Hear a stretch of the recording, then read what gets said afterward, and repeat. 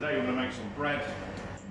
We're going to make pizza and a loaf, and it couldn't be easier. So if you fancy having a go, all the ingredients are just about gettable.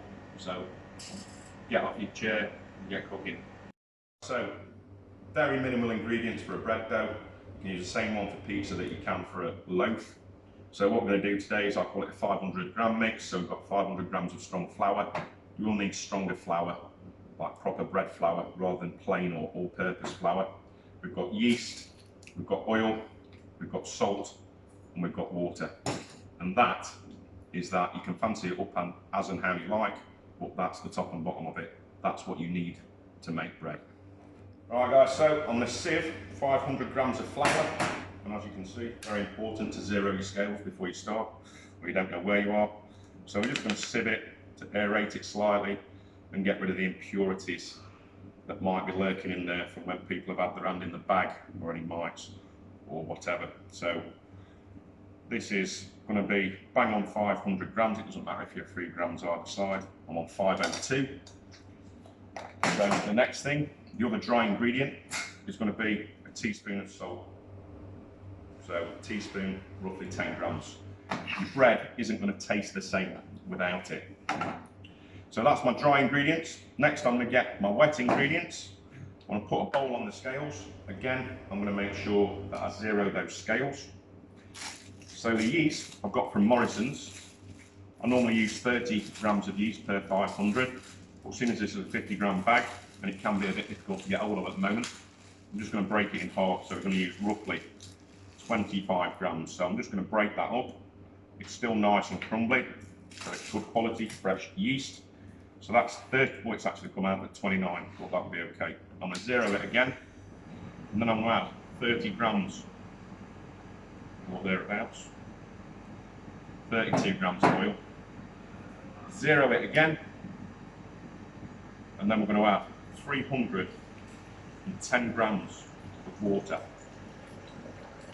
Okay, it's important that you get enough water into your bread, otherwise it's going to be a nightmare to knead. And when you come to roll your pizza out, it's going to be stretchy, it's going to be hard to shape, and your bread's not going to prove as easily. Alright guys, so I've got all my wet ingredients, my oil, my yeast and my water. I'm just going to give it a whisk up in there, so you're going to end up with this milky brown coloured liquid. We just want to make sure that all the yeast is dissolved into there. So over here, I've got my dry ingredients. I'm just going to make a bit of a well. And because I know this recipe works, and I've measured it out right, famous last words, I'm going to throw all the moisture in at the same time. And then I'm just going to bring it in from around the side. Just, you're going to get in a mess. But I just try and get it, bring it together without getting too sticky. So you can see that's beginning to come together now. And I want to try and get all the flour from the sides of the bowl, because otherwise, if you don't get all the flour, your recipe's not going to be right. Same as when we're kneading it. When we put it on the table, we don't want too much flour on the table, otherwise that's going to throw your recipe out as well. You can put a bit of oil on your hands to help you knead it, and that'll stop it sticking. So that's what I would have called when the dough is brought together. It's fully combined. So I'm just going to knock that onto the table. You can see my hands are disgusting. And I'm going to start kneading it. So what we want to do is really stretch the gluten in the dough. So this is going to help it become elastic. It's going to help it rise. So I'm pushing, and when I get it into that shape, I'm going to take it the other way with the heel of the other hand, and I'm going to do it again until it becomes that shape again, like a sausage shape, and then start again. But here you can really see how much the dough's being stretched. You don't want to just stand there like that. It will work, but it might take you a week or so, and it could have gone off by then.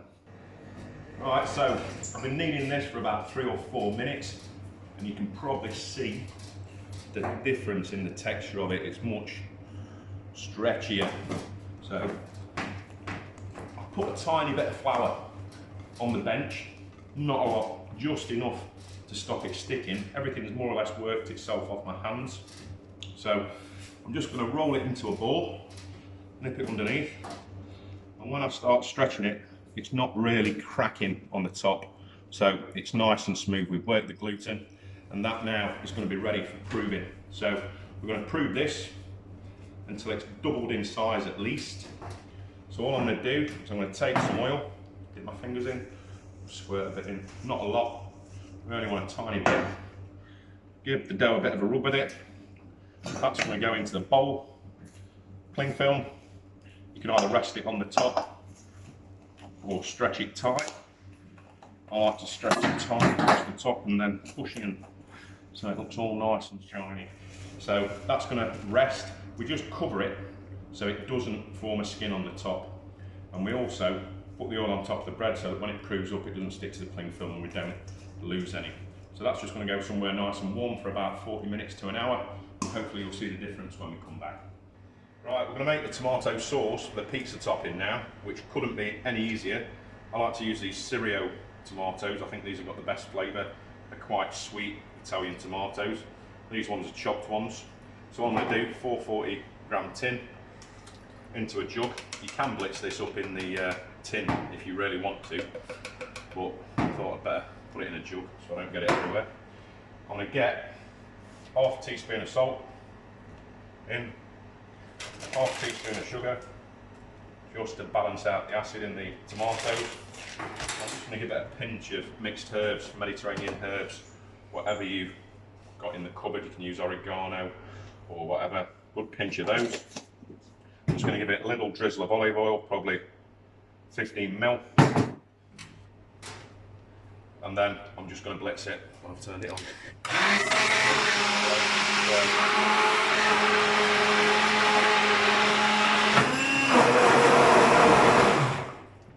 And that's going to be the tomato sauce for your pizza topping. And it's tried, it's tested, I've made it loads of times, so it's really nice. So with the pepper, I'm just going to get it, I'm going to slice it down from the top to the bottom, through the stalk, and then I'm going to pull the seeds out, give it a tap. I always do it this way and knock down the sides so that you don't waste anything. So again, just going to pull the seeds out, give it a tap out. I'm going to cut it into quarters. I'm just going to take this white pith out. Just the looks, it doesn't really taste as good as the normal bit of the pepper. So that's that. And this is going to be the topping for our pizza, so I'm just going to slice this up. This is just what I had knocking about in the fridge at home. So put that to one side. What we've got to be careful of when we're making the pizzas is, as well, that we don't put too much topping on. People go mad with the cheese releases grease, and then you end up with a pizza that's just swimming in grease. The base never goes crispy. You don't have as nice a crispy, chewy pizza. So I think that'll probably do me for my pizza topping. I'll have them for later. In this pot, I've just got some chorizo that I found knocking around in the fridge, so I've taken the skin off that and sliced it up nice and thin, 2 3 mil thick. You don't have to be too precise with this. I've also got cheddar and mozzarella. Now, the cheddar I've just grated up, but the mozzarella I buy it grated from Tesco's, and then I freeze it in little 30-gram bags. So when I want to make a pizza, I just take it out of the freezer, I can smash it up, and I mix it with some grated cheddar. So you want roughly about 60 grams of cheese for your 11, 12-inch pizza that we're going to make.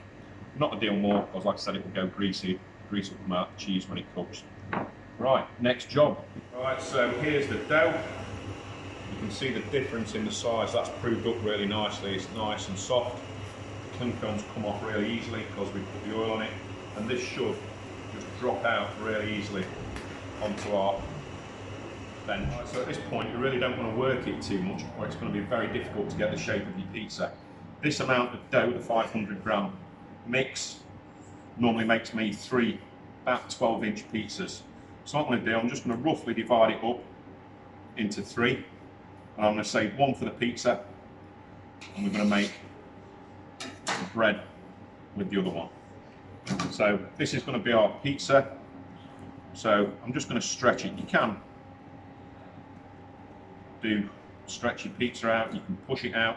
But I found recently that the best way that I found of doing it is just to roll it. And at this point you will need plenty of flour on your bench because it's really, really going to be sticky. And if you get it stuck, you're not going to get the right shape. I'm going to roll the dough ball out now.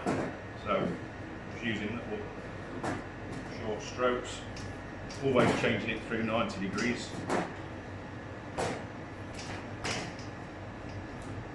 Over.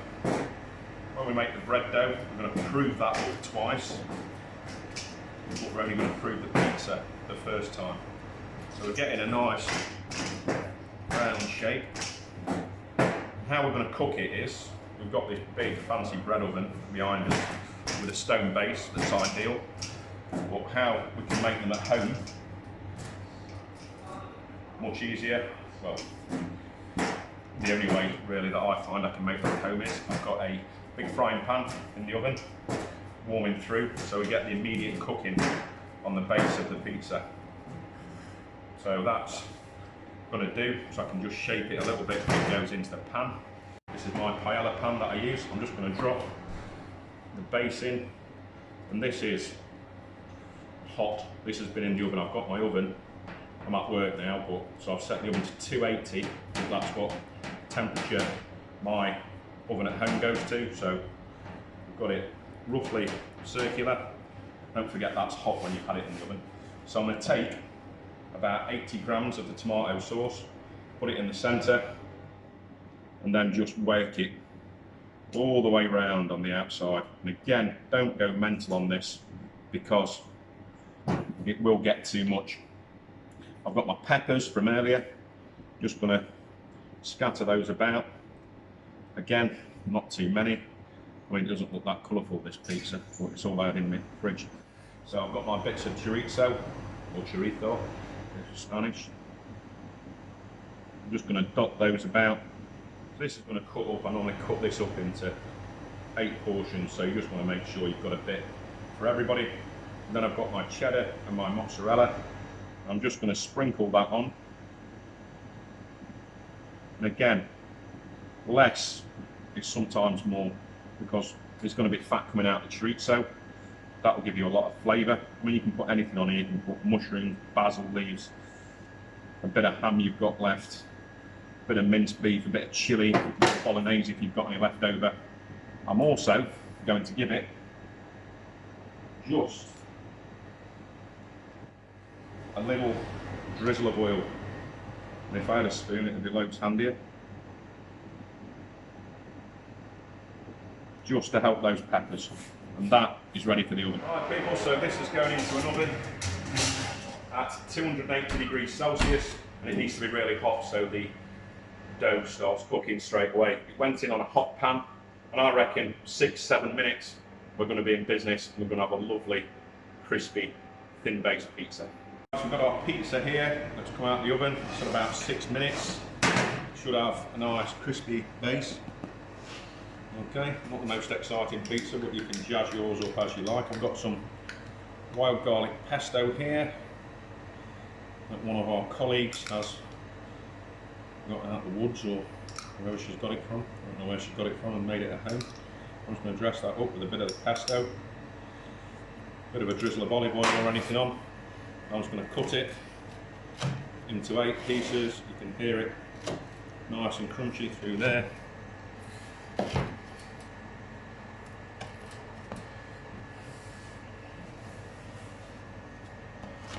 Much easier to do with a long knife or a pizza wheel. And I'm just going to put it onto the plate. And we've got our pepper and chorizo pizza with wild garlic, and it's as easy as that. So I've got my 2/3 of my dough. I'm just going to make this into a little loaf, and I've got it. I've cleared as much of it, or a lot of the flour off my bench, because I want to grip. So I'm just going to get it, I'm going to fold it over, and I want this to be longer rather than rounder, so that we can get a decent slice of it. So all I'm doing is I'm nipping it, you can see my fingers nipping it back against the bench, knock the ends in. It's like a bloomer, so that's going to do me. So I've just got a bit of flour on this tray. This is a non-stick tray. If you haven't got one, you can just put a bit of silicone or greaseproof paper on there. Just going to lift it on, and then this is going to prove again. So I'm just going to make a few slits just to make it look nice. When it proves up, they'll open up as it proves up. People used to do it, different bakers put different slits on for communal ovens so they knew which was their loaf, etc. But just for a bit of decoration. And we're going to prove this again for about 30 to 40 minutes. So I'm just going to dab a little bit of oil on there. I've got a bit of my egg wash that I saved from my choux pastry. And this time, what's important is I'm just going to rest the cling film on top, because if we do it too tight, it's going to stop the yeast working and the CO2 and the bread proving up again. Okay, so the bread loaf, the white loaf, that's now doubled in size, so I'm just going to give it an egg wash with the worst pastry brush in the whole of England. And yeah, if you've got a better pastry brush, then this will be ideal. So I want to try and cover as much of the loaf as possible. And then I've just got some mixed seeds here. So what I've got here, I've got some pumpkin seeds, some sesame seeds, and some poppy seeds. So I'm just going to sprinkle them, and you sprinkle them from quite high so they don't clump together. And hopefully the egg wash should glaze, give it a nice colour, and also hold the seeds on, so it gives it a bit of interest, something to get stuck between your teeth when you eat it. Okay, and that's now ready to go in the oven. We're going to put it in at about 220 Celsius for about 10 to 15 minutes. So we've got the bread out of the oven. Sounds nice and hollow inside, nice and hot.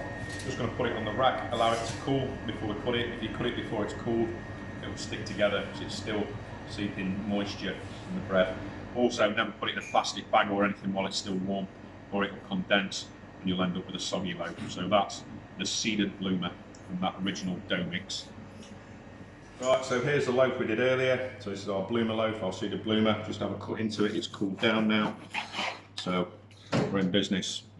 Just needed to cool a little bit more. But we've got a nice light loaf, just imagine that, with lashings and lashings of butter.